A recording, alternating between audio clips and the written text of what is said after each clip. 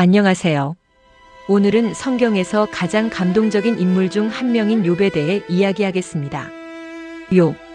이 이름이 낯설 수도 있고 익숙할 수도 있습니다.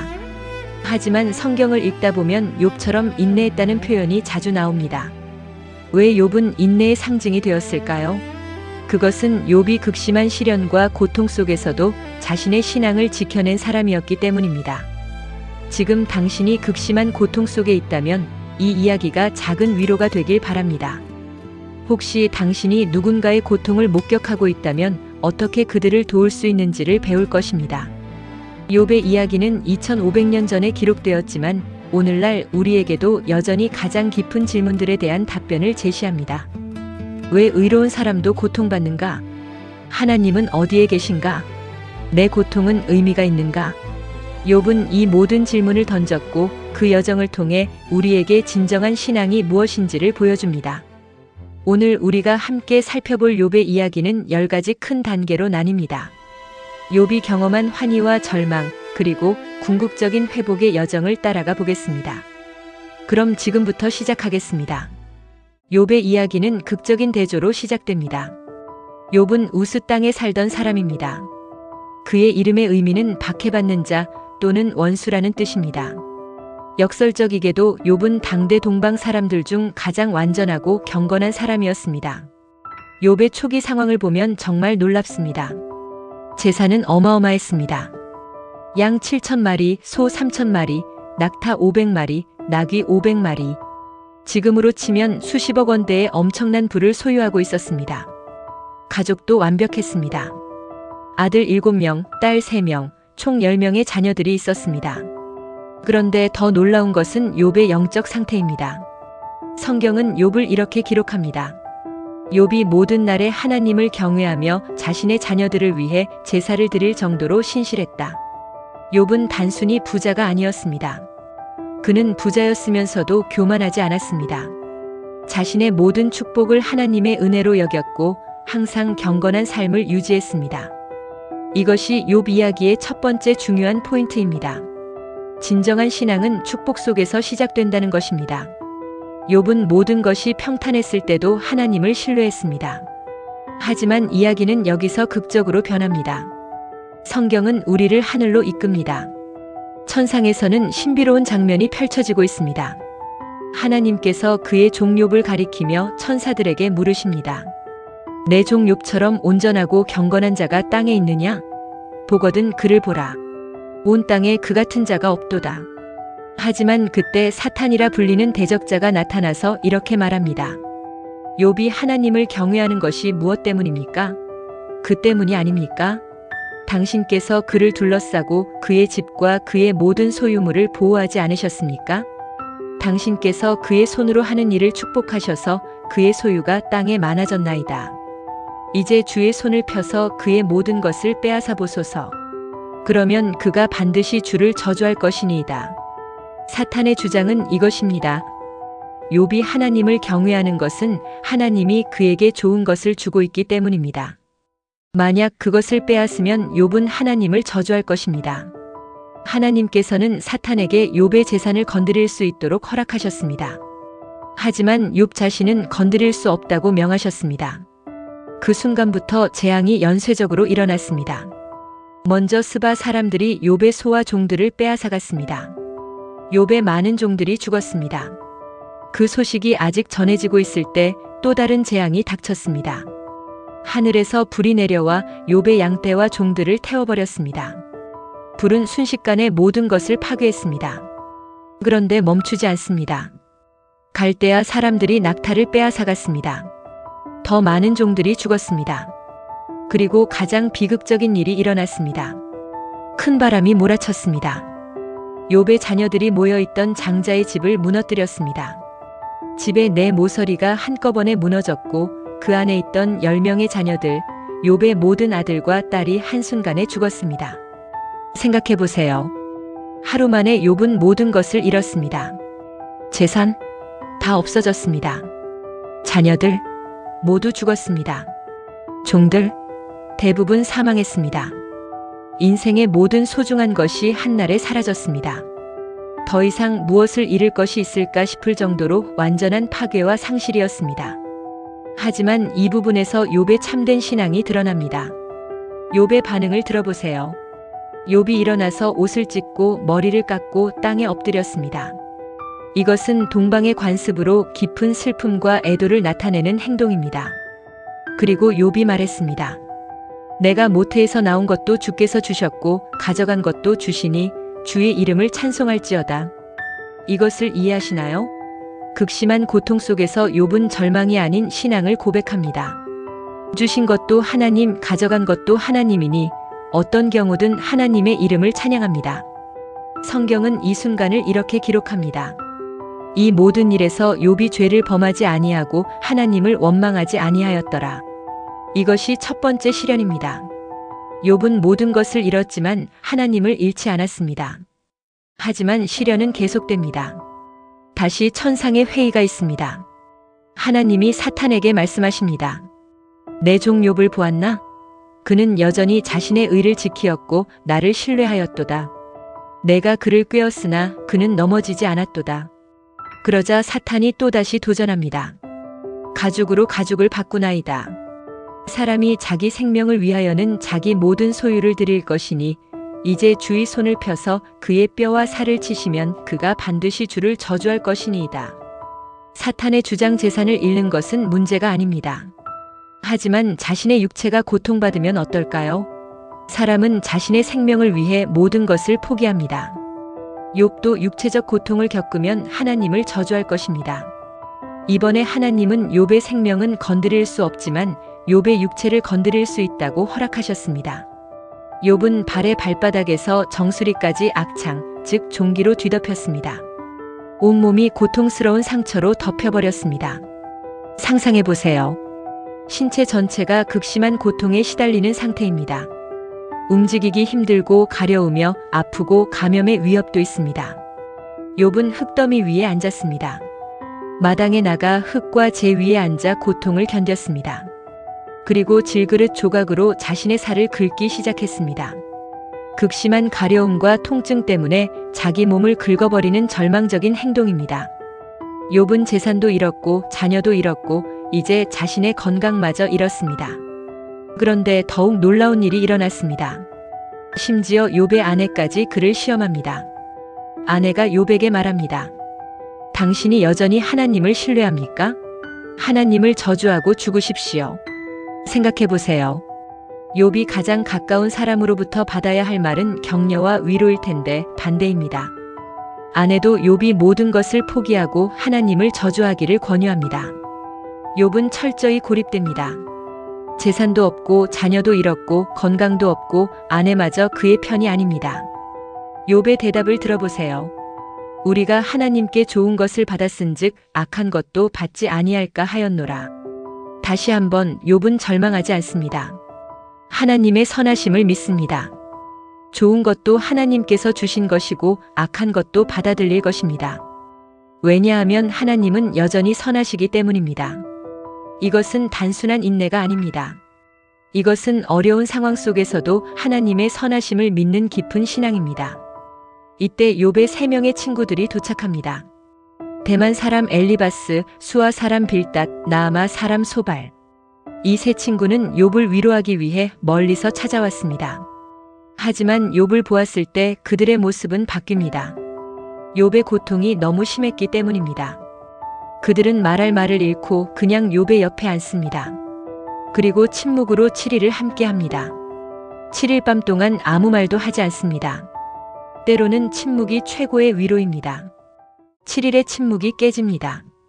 욥이 입을 엽니다. 하지만 감사의 말이 나오지 않습니다. 대신 깊은 탄식과 절망의 고백이 흘러나옵니다. 욥이 저주합니다. 자신이 태어난 날을 저주합니다. 욥의 말을 들어보세요. 내가 난 날이 사라지기를 원하고 아이가 임신되었다고 말하던 밤이 없어지기를 원한다. 이것은 절망의 극치입니다. 욥은 자신이 왜 태어났는지를 묻습니다.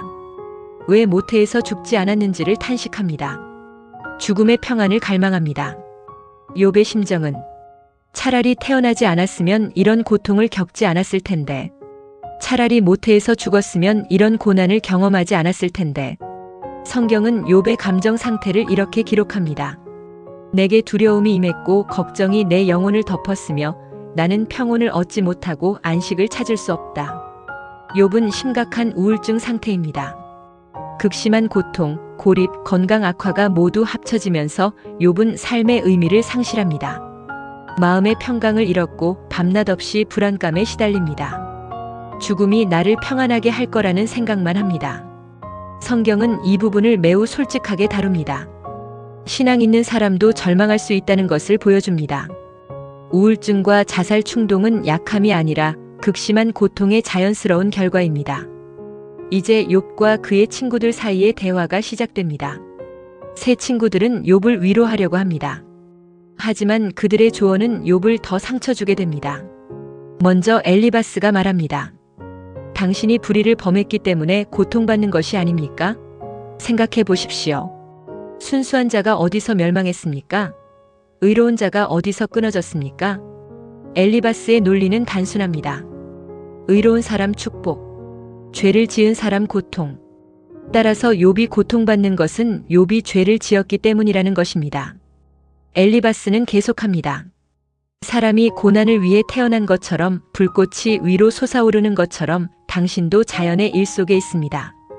요약하면 고난은 자연의 법칙이고 당신은 당신의 죄로 인해 그 고난을 겪고 있습니다.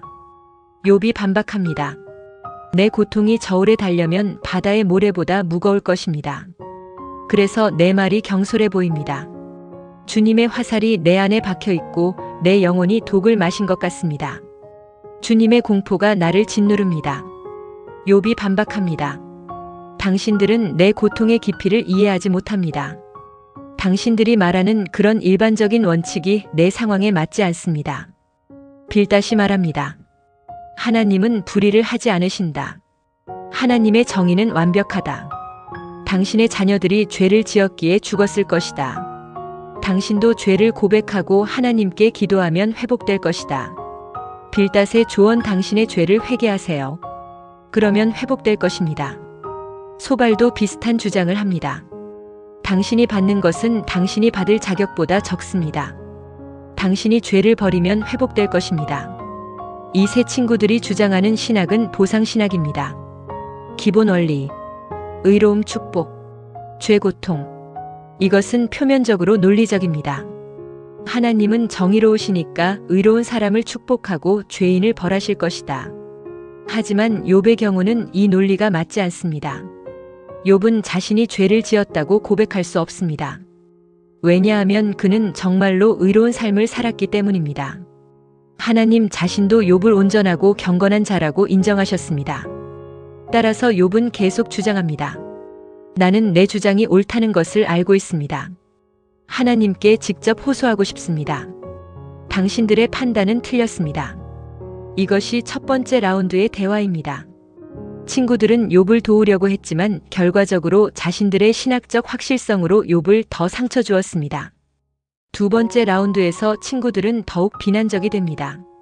욥도 더욱 강하게 자신을 변호합니다. 엘리바스는 욥을 비난합니다.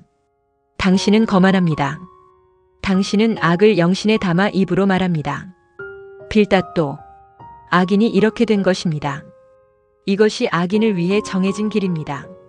소발도 가세합니다. 당신이 받는 것은 당신의 죄에 비해 부족합니다. 욥의 심화된 항변을 들어보세요. 당신들이 말하는 것을 들으면 나는 하나님께 나아가고 싶습니다. 하나님께 호소하고 싶습니다. 당신들은 나를 판단할 수 없습니다. 오직 하나님만 나를 아실 수 있습니다. 욥의 주장은 더욱 강해집니다. 욥은 자신의 무죄함에 확신합니다. 그리고 욥은 더 깊은 문제를 제기합니다. 왜 악한 자들이 살고 또한 재물이 늘어나는가? 그들의 집이 평안하고 두려움이 없는가? 이것은 당신들의 논리에 대한 직접적인 반박입니다. 당신들은 말합니다. 의로우면 축복, 죄를 지으면 고난. 하지만 이것을 보십시오. 악한 자들도 번영합니다. 악한 자들도 평안합니다. 욥은 역설을 제기합니다. 친구들의 신학이 현실과 맞지 않습니다. 하지만 대화는 계속됩니다. 이제 세 번째 라운드가 시작됩니다. 친구들의 비난은 더욱 심해집니다. 엘리바스가 또다시 욥을 비난합니다. 당신이 말하기를 내가 의로움으로 하나님께서 나를 도우실 것이라고 하지 아니하느냐? 하지만 나는 당신을 압니다. 당신은 죄를 지었습니다. 당신은 과부의 재산을 빼앗지 아니하셨나요? 고아의 팔을 꺾지 아니하셨나요? 이것이 당신의 고통의 원인입니다. 엘리바스는 직접적인 죄의 고발로 넘어갑니다. 그는 욥이 약한 사람들을 착취했다고 주장합니다. 그것이 욥의 고통의 원인이라고 말합니다. 빌닷도 가세합니다. 하나님이 당신의 죄를 인정하시겠나요? 당신이 회개하고 하나님 앞으로 돌아가기를 원하는가요? 그러면 당신은 회복될 것입니다. 빌닷은 여전히 같은 논리에 머물러 있습니다. 죄를 회개하면 회복된다고 말합니다. 소발도 욥을 비판합니다. 생각해 보세요. 당신이 말하는 것이 옳습니까? 당신은 계속 자신의 의를 주장하고 있습니다. 하지만 하나님의 행동을 보십시오. 당신은 고통받고 있습니다. 이것이 당신이 죄인이라는 증거입니다. 세 번째 라운드의 대화 속에서 중요한 것이 일어나고 있습니다. 친구들은 욥을 돕고자 했지만 자신들의 확실성 때문에 욥을 더 판단합니다. 그들은 욥에게 직접적인 죄를 고발하기 시작합니다. 마치 욥이 그것을 인정하기를 기다리는 것처럼. 하지만 욥의 반박은 더욱 강해집니다. 욥기 23장에서 욥이 말합니다. 오직 하나님을 알 수 있다면 내가 내 주장을 하나님 앞에 펼칠 텐데. 당신들과는 다르게 나는 하나님을 믿습니다. 하나님은 나를 알고 계십니다. 욥은 자신의 무죄함에 대해 완전히 확신합니다. 그리고 욥은 하나님께 직접 호소하고 싶어 합니다. 욥기 24장에서 욥은 또 다른 역설을 제기합니다. 악인들이 왜 빛을 기다리지 않는가? 그들이 왜 하나님을 경외하지 않는데도 번영하는가? 내가 말하는 것은 아무도 모른다. 너희는 나를 알 수 없다. 욥은 계속해서 다음을 주장합니다. 나는 의로운 사람입니다. 하지만 나는 고난을 겪습니다. 너희의 논리가 맞지 않습니다. 당신들이 말하는 신학적 공식이 현실과 맞지 않습니다. 그리고 욥기 26장부터 31장까지는 욥의 가장 강력한 최종 항변입니다. 욥이 말합니다. 너희는 나를 어떻게 도왔는가? 너희의 말이 나를 어떻게 도왔는가? 너희의 권고가 나의 팔에 어떤 힘을 주었는가? 욥은 친구들의 도움이 전혀 도움이 되지 않았다고 명확히 말합니다. 그리고 욥은 자신의 모든 의로운 삶을 회상합니다. 욥기 29장에서 욥은 과거의 영광스러운 날들을 기억합니다. 오, 나는 이전 달의 날들을 원하노라. 하나님이 나를 지키던 날들을. 그때 나는 성문에 앉아 있었고 청년들은 나를 보고 숨었으며 늙은이들도 일어섰다. 주인들도 말을 삼가고 젊은이들도 내 앞에서 조용했다. 나는 눈먼 자를 위한 눈이었고 다리 절린 자를 위한 발이었다. 나는 모르는 소송의 원인을 조사했다. 나는 압제자의 이를 부러뜨렸고 그의 이빨 사이에서 약탈을 빼냈다. 욥은 자신이 얼마나 의로웠는지를 상기합니다. 그는 약한 자들을 도왔습니다. 고아와 과부를 돌보았습니다. 소송의 원인을 조사했습니다. 압제자를 저항했습니다. 욥기 31장에서 욥은 자신의 의로운 삶의 증거를 하나하나 나열합니다. 내가 내 눈으로 죄를 범하였나요? 아닙니다. 내가 거짓된 저울을 가졌나요? 아닙니다. 내가 다른 여자를 탐했나요? 아닙니다. 내가 종의 권리를 무시했나요? 아닙니다. 내가 홀로 된 자를 거절했나요? 아닙니다. 내가 나의 음식을 혼자 먹었나요? 아이도 함께 먹었나요? 그렇습니다. 욥은 세부적으로 자신의 의로운 행동들을 나열합니다. 그것은 마치 법정에서 자신의 무죄를 증명하는 증거들을 제시하는 것 같습니다. 그리고 욥의 최종 선언. 내가 말한 말이 모두 사실입니다. 나는 이것을 하나님 앞에서 서약합니다. 내 주장이 옳습니다. 욥은 자신의 무죄함에 대해 완벽한 확신을 가집니다. 그는 친구들을 이기려고 하지 않습니다. 그는 자신의 판사인 하나님 앞에서 자신을 변호합니다. 오, 내가 누군가의 말을 들었으면 좋겠다. 내 인장이 나를 대변하게 해달라. 그러면 나는 그것을 내 어깨에 걸겠다. 이것은 절망의 외침입니다. 욥은 자신을 증명할 방법이 없다는 것을 압니다. 자신은 의로우나 그것을 증명할 수 없습니다. 세 번째 라운드의 대화는 이것으로 끝납니다. 친구들은 욥을 설득할 수 없었습니다. 욥은 자신의 의로움을 포기할 수 없었습니다. 대화는 완전한 교착 상태에 이르렀습니다. 누군가의 개입이 필요합니다. 누군가 더 큰 권위를 가진 자의 목소리가 필요합니다. 그 순간이 곧 올 것입니다. 이제 새로운 인물이 등장합니다. 엘리후라고 하는 젊은이입니다. 엘리후는 지금까지의 대화를 모두 듣고 있었습니다. 욥도 참지 못하고 말하고 새 친구들도 계속 판단합니다. 엘리후는 이들의 주장이 모두 불완전하다고 생각합니다. 엘리후가 입을 엽니다. 내가 청년이지만 당신들 말을 들으니 당신들이 옳지 못합니다. 당신들은 이것을 이해하지 못합니다. 엘리후의 관점은 부분적으로 새롭습니다. 하나님은 사람에게 여러 방식으로 말씀하신다. 꿈으로도 환상으로도 말씀하신다. 그리고 고난을 통해서도 말씀하신다. 엘리후의 핵심 주장. 고난은 반드시 죄의 결과만은 아니다. 고난은 사람을 깨우고 거듭나게 하는 도구가 될 수 있다. 고난은 하나님의 교육 방식 중 하나다. 엘리후가 계속합니다. 당신이 죽음의 구덩이에 내려가지 않으려면 하나님의 음성을 들으십시오. 당신의 영혼은 건져져야 합니다. 엘리후는 또한 하나님의 정의를 옹호합니다. 하나님은 불의하실 수 없다. 하나님의 일은 완전하다. 하나님의 정의는 완벽하다. 그리고 엘리후는 하나님의 능력을 강조합니다. 하나님을 생각해 보십시오. 그의 위대함을 생각해 보십시오. 하나님은 구름을 지으신다. 하나님은 바람을 다스리신다. 하나님은 번개를 보내신다. 하나님의 일을 아십니까? 하나님의 능력이 완전하심을 알 수 있지 않습니까?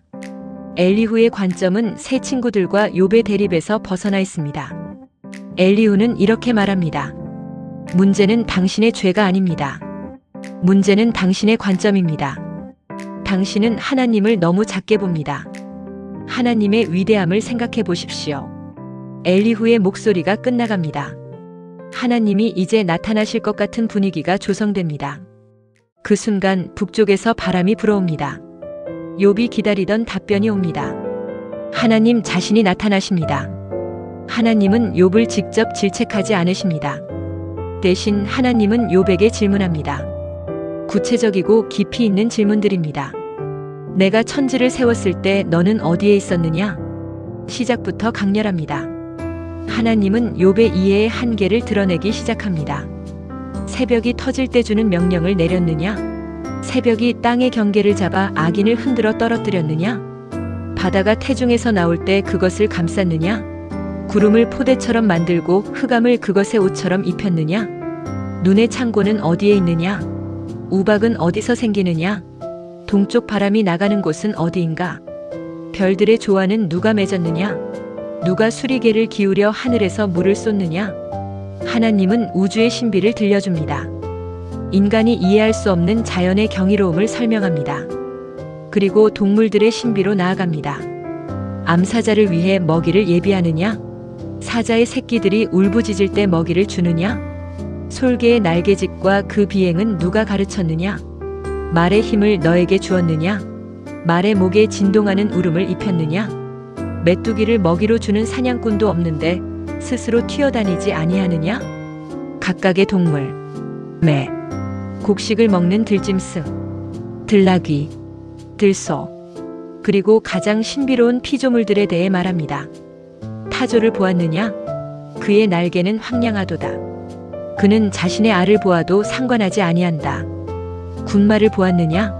그의 목에 흔들리는 갈기를 입혔도다. 매를 보았느냐? 그의 눈을 밝게 해주었도다. 그리고 가장 위대한 창조물들, 뱀모스를 보았느냐? 그는 나의 조각품 중 첫째이다. 리바얀을 낚싯줄로 끌어낼 수 있느냐? 그의 코에 갈고리를 꿰일 수 있느냐? 하나님의 질문의 의미. 너희가 우주를 만들었느냐? 너희가 자연을 이해하느냐? 너희가 동물을 다스릴 수 있느냐? 너희가 이 모든 신비를 알고 있느냐? 하나님이 말씀하시는 것은 욥이여, 만약 너희가 우주의 일부도 완전히 이해하지 못한다면 어떻게 자신의 고난의 모든 이유를 완전히 이해할 수 있겠는가? 만약 너희가 벤모스라 불리는 거대한 짐승의 정체도 모르고 리바얀이라 불리는 신비로운 생물도 완전히 이해할 수 없다면 우주의 흐름과 역사의 움직임을 어떻게 완전히 이해할 수 있겠는가? 이것이 하나님의 대답의 방식입니다. 하나님은 욥의 왜에 직접 대답하지 않으셨습니다. 대신 욥의 이해의 한계를 깨닫게 하셨습니다. 하나님의 질문들을 들으면서 욥은 자신이 얼마나 작은지, 자신의 이해가 얼마나 제한적인지를 깨닫기 시작합니다. 욥이 하나님의 음성을 들었습니다. 이제 욥의 반응입니다. 욥이 말합니다. 주께서는 무엇이든 하실 수 있으시며 어떤 계획도 주의 뜻을 이루지 못하게 하지 못함을 아나이다. 이것은 단순한 신학적 고백이 아닙니다. 욥은 진정한 깨달음에 도달했습니다. 계속해서 욥이 말합니다. 내가 깨달음이 없이 말한 것이 있사온즉 그 말씀을 들으나이다. 내가 내 눈으로 주를 뵙나이다. 욥은 자신이 이해 없이 말했음을 인정합니다. 그리고 이제 주를 본다고 말합니다. 이것은 영적 깨달음의 순간입니다. 가장 중요한 부분입니다. 욥의 회개. 그러므로 내가 나를 미워하고 티끌과 재 위에서 회개하나이다. 여기서 회개는 무엇인가요? 욥이 회개한 것은 자신이 죄를 지었다는 것이 아닙니다. 욥은 죄인이 아니었으니까요. 욥이 회개한 것은 자신의 신앙의 한계입니다. 욥의 깨달음. 나는 모든 것을 이해해야만 신뢰할 수 있다고 생각했습니다. 나는 하나님의 모든 행동을 이해해야만 신뢰할 수 있다고 생각했습니다. 하지만 이것이 오만입니다. 나는 우주의 일부도 이해하지 못합니다.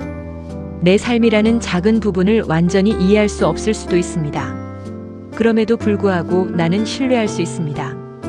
왜냐하면 하나님은 여전히 하나님이시고 나는 여전히 나이기 때문입니다. 욥의 신앙이 변했습니다. 이전 하나님 왜 이렇게 하셨습니까? 왜 나를 버리셨습니까? 당신이 정의로우시라면 왜 나에게 이런 일을 허락하셨습니까? 이후 나는 모든 것을 이해할 수 없습니다. 하지만 나는 신뢰합니다. 왜냐하면 하나님은 나를 아시고 하나님은 선하시고 하나님은 능력이 있으시기 때문입니다. 하나님의 음성이 여전히 계속됩니다. 하나님은 새 친구들에게 말씀하십니다. 나의 종 욥에 대하여 내가 너희를 놓아노라. 너희가 나에 대하여 옳게 말하지 아니하였고 내 종 욥처럼 하지 아니하였느니라. 무엇이 잘못되었나요? 새 친구들은 확실했습니다. 그들은 모든 답을 가지고 있다고 생각했습니다. 하나님의 정의에 대한 그들의 신학이 완벽하다고 생각했습니다. 하지만 하나님은 이렇게 말씀하십니다.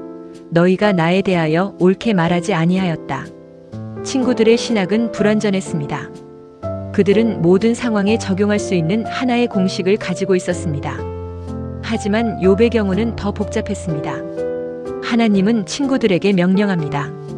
너희는 7마리의 수소와 7마리의 암양을 가져 내 종 욥에게 가서 너희의 죄를 위해 번제를 드릴지니라. 내 종 욥이 너희를 위해 기도할 것이고 나는 그의 기도를 받으리라. 놀라운 변화입니다. 가해자가 피해자가 되어 용서를 청하고 그 피해자가 가해자를 위해 기도합니다. 욥이 자신의 친구들을 위해 기도했을 때 주께서 욥의 포로 상태를 돌이키셨고 욥이 자신의 친구들을 위해 기도했을 때 주께서 욥의 모든 환난을 돌이키셨으며 욥에게 예전보다 훨씬 더 많이 주셨더라. 회복이 시작됩니다. 욥이 얻은 것을 보십시오. 물질적 회복. 양 1만 4천 마리 처음보다 2배. 소 6천 마리 처음보다 2배. 낙타 1,000마리 처음보다 2배. 나귀 1,000마리 처음보다 2배. 가족의 회복. 아들 7명. 딸 3명. 새로운 10명의 자녀. 성경은 세 딸들의 이름까지 기록합니다. 첫째 딸은 여미마, 둘째는 기띠, 셋째는 게론. 성경이 기록한 대로 온 땅에 욥의 딸들같이 아름다운 여자가 없었더라. 그리고 가장 중요한 것. 욥이 그 후에 140세까지 살았고 4세대의 자손을 보았으며 늙고 나이 차서 죽었더라. 140세까지의 긴 살. 4세대의 자손을 보는 축복. 그리고 늙고 나이 차서 죽었더라는 표현은 평안한 죽음을 의미합니다. 욥의 이야기가 끝났습니다. 하지만 우리가 배워야 할 메시지는 계속됩니다. 성경에서 욥을 통해 말하고자 하는 것은 무엇일까요? 8가지 중요한 메시지가 있습니다. 첫째, 고난은 항상 죄의 결과가 아니라는 것입니다. 가장 기본적이고 중요한 메시지입니다. 욥기 친구들처럼 우리도 종종 사람의 고통을 보면 저 사람이 뭘 잘못했을 거야 라고 생각합니다. 하지만 욥의 경우처럼 의로운 사람도 고난을 겪습니다. 우리가 깨달아야 할 것은 우리가 볼 수 없는 영적 전쟁이 있고 우리가 이해할 수 없는 하나님의 계획이 있다는 것입니다. 누군가의 고통을 보았을 때 당신이 뭘 잘못했나? 가 아니라 함께 알게라고 말할 수 있어야 합니다. 둘째, 고난 속에서도 신앙은 존속할 수 있다는 것입니다. 욥의 가장 놀라운 고백을 기억하시나요? 비록 그가 나를 죽이시더라도 나는 그를 신뢰하겠노라. 이것이 진정한 신앙입니다. 하나님이 주실 때 신앙하는 것은 쉽습니다. 어려울 때 신앙하는 것이 진정한 신앙입니다. 당신이 지금 고통받고 있다면 알아두세요. 당신도 욥처럼 신앙할 수 있습니다. 당신도 절망 속에서 나는 여전히 믿습니다라고 말할 수 있습니다. 셋째, 하나님은 우리의 모든 질문에 즉시 답하시지 않을 수 있다는 것입니다. 욥은 하나님께 왜? 라는 질문을 수없이 던졌습니다. 하나님은 직접 답변을 주지 않으셨습니다. 대신 욥에게 우주의 신비와 자신의 한계를 깨닫게 하셨습니다. 때로 우리가 필요한 것은 답변이 아니라 관점의 변화입니다. 넷째, 완전한 이해 없이도 신뢰할 수 있어야 한다는 것입니다. 욥의 가장 큰 영적 성장은 이것이었습니다. 욥은 나는 우주의 일부도 이해하지 못합니다. 그런데 내 삶의 모든 것을 이해해야만 하나님을 신뢰할 수 있다고 생각했습니까? 라고 깨달았습니다. 이것이 진정한 겸손입니다. 내가 모든 것을 알 수 없다는 것을 인정하면서도 하나님을 신뢰하는 것입니다. 다섯째, 하나님의 정의와 우리의 시간표는 다르다는 것입니다. 욥기는 즉각적인 해결을 원하는 우리에게 말합니다. 기다려야 할 때가 있습니다. 하나님의 관점은 우리의 관점과 다릅니다. 우리는 이 생을 봅니다. 하나님은 영원을 봅니다.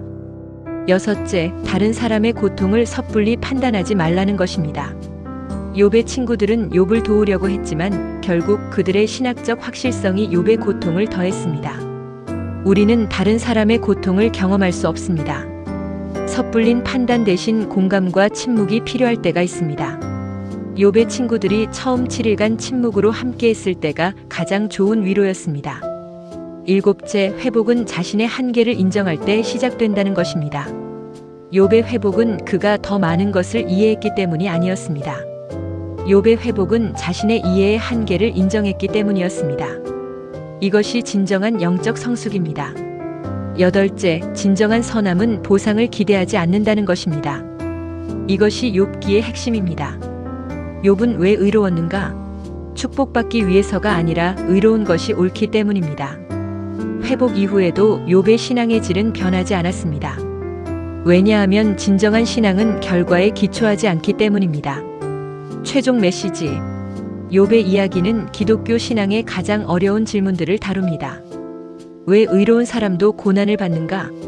하나님이 계신다면 왜 고통이 있는가? 나의 고통은 의미가 있는가? 성경은 이 질문들의 쉬운 답변을 제시하지 않습니다. 대신 성경은 더 깊은 신앙을 제시합니다. 이것은 이해에 기초한 신앙이 아니라 신뢰에 기초한 신앙입니다. 욥이 배운 것처럼 우리도 배울 수 있습니다. 고난은 우리를 더 의존적으로 만들 수 있습니다. 고난은 우리의 자기 중심성을 깨트릴 수 있습니다. 고난은 우리를 영적으로 성숙하게 할 수 있습니다. 고난 속에서도 희망은 존재합니다. 당신이 지금 극심한 고통 속에 있다면 알아두세요. 당신의 고통은 의미가 있습니다. 당신도 욥처럼 신앙할 수 있습니다. 당신도 회복될 수 있습니다. 그것이 욥의 이야기가 우리에게 전하는 메시지입니다. 오늘 욥의 이야기를 함께 들어주셔서 감사합니다. 이 이야기가 당신에게 어떤 의미였기를 바랍니다. 혹시 당신이 지금 고통받고 있다면 욥의 여정이 작은 위로가 되기를 바랍니다. 혹시 당신이 누군가의 고통을 보고 있다면 섣불린 판단 대신 공감과 함께함을 기억해 주기를 바랍니다. 성경의 욥은 우리에게 말합니다. 비록 주께서 나를 죽이시더라도 나는 그를 신뢰하겠노라. 이것이 진정한 신앙입니다. 당신의 신앙의 여정 속에서도 이러한 깊은 신뢰가 자라나기를 기원합니다. 감사합니다.